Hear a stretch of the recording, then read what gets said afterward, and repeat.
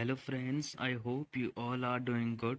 In this particular video, I will tell you how to fix Windows Defender icon that is missing from your taskbar. Like I will show you that in my taskbar, Windows Defender icon is showing. If it's not showing in your taskbar, how you can enable it so that it shows in your taskbar? You have to right click on Windows icon in the taskbar and go to Task Manager.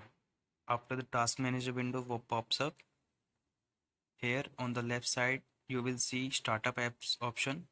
You have to click on it.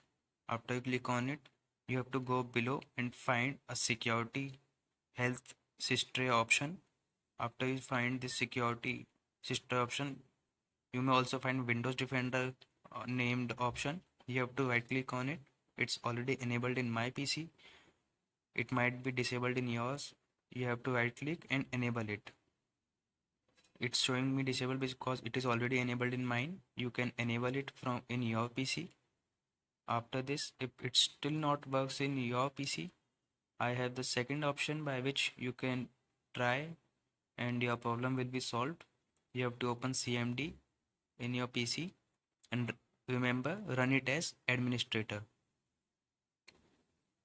After you run it as administrator, you have to type here sfc/scan now, then press enter.